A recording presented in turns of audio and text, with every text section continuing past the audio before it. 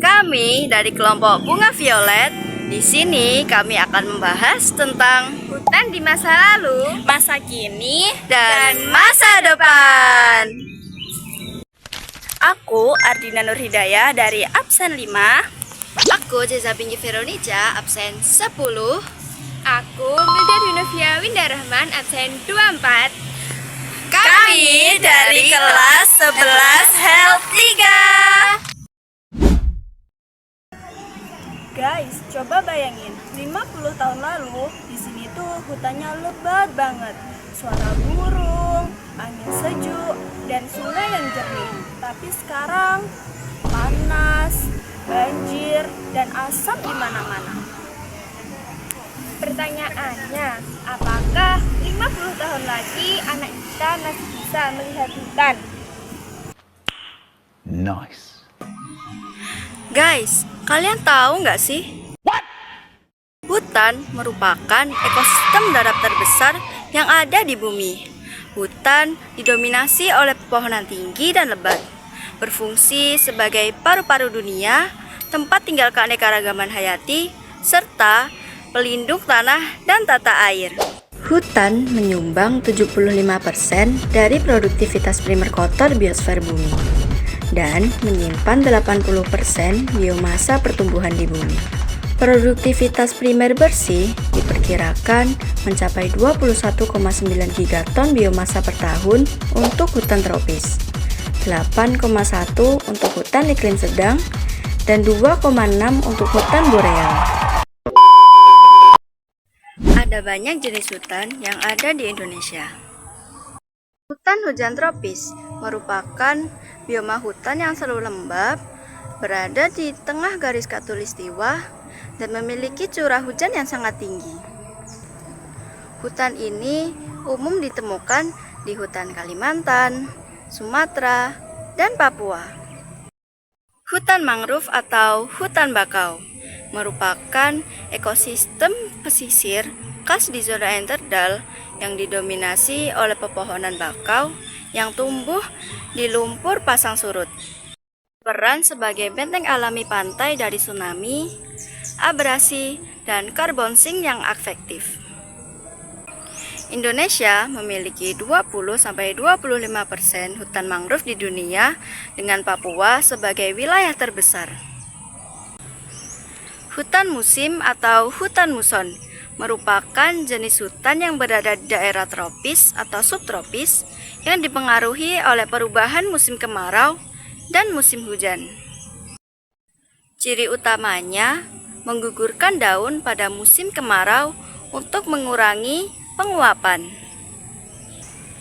serta didominasi oleh tumbuhan homogen seperti pohon jati.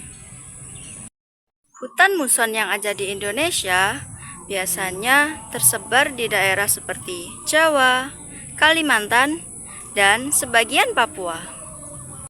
Hutan pegunungan merupakan hutan tropis basah yang terbentuk di wilayah dataran tinggi. Umumnya pada ketinggian 1.200 hingga 350 mdpl. Hutan sebagai paru-paru dunia memiliki peran krusial bagi keseimbangan ekosistem global. Secara garis besar, hutan memiliki 3 fungsi, yaitu yang pertama fungsi ekologis.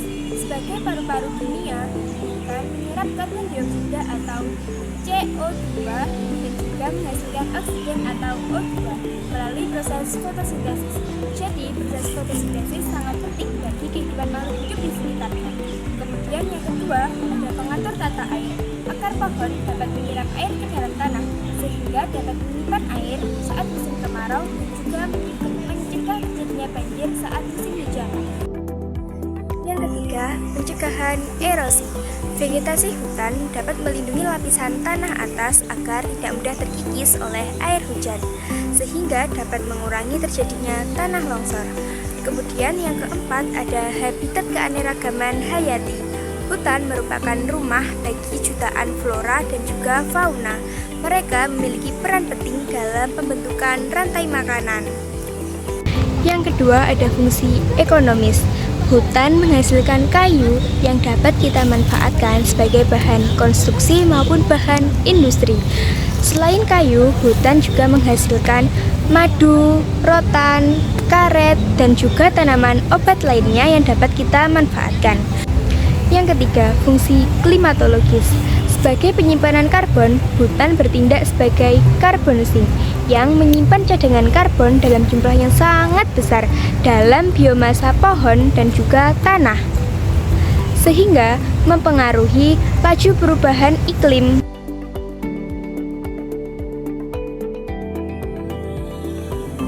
Ancaman terhadap kelestarian hutan atau the threats. Saat ini, luas hutan di dunia berkurang dengan kecepatan yang mengkhawatirkan akibat beberapa faktor. Yang pertama, ada deforestasi terencana dan ilegal. Kalian tahu nggak sih deforestasi terencana dan ilegal? Kalau nggak tahu, aku kasih tahu. Hal ini adalah hutan yang sengaja ditebang buat sawit, tambang, pemukiman, dan jual beli kayu secara ilegal. Dampaknya juga banyak loh. Salah satunya ada bencana alam di mana-mana seperti banjir, tanah longsor, dan masih banyak lagi. Yang kedua, ada iklim yang rusak. Faktor yang kedua, kebakaran hutan atau karhutlah. Kondisi ini di mana hutan sengaja dibakar untuk membuka lahan baru, tapi apinya merambat dan liar kemana-mana. Dampaknya, kesehatan drop, penyakit ispa dan asma semakin parah karena kabut asap, dan tanah semakin rusak permanen. Kalian tahu nggak, tanah yang sudah rusak permanen tidak dapat subur lagi hingga 50 dan 100 tahun.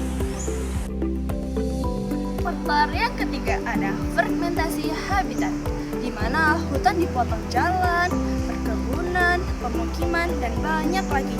Dampaknya, satwa tidak punya tempat tinggal karena habitatnya sudah hilang.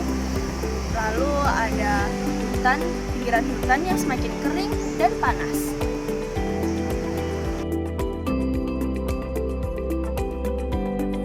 Upaya konservasi dan pengelolaan. Yang pertama ada konservasi institu. Jaga tumbuhan dan hewan di rumah aslinya. Yang kedua ada restorasi ekosistem. Bukan asal nanam, tapi balikin hutan kayak dulu. Yang terakhir ada penegakan hukum. Berantas kayu ilegal. Solusinya harus bareng-bareng. Pemerintah harus tegas, warga mau diajak untung, dan pengusaha mau bayar mahal buat hutan menjadi utuh.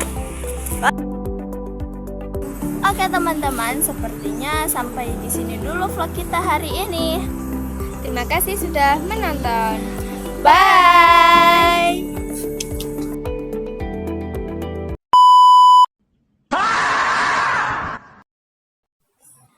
Oke teman-teman, sepertinya sekian dulu vlog kita hari ini. Terima kasih sudah menonton. Hutan sebagai paru-paru dunia memiliki peran krusial bagi keseimbangan ekosistem global. Secara garis besar, hutan memiliki 3 fungsi, yaitu yang pertama fungsi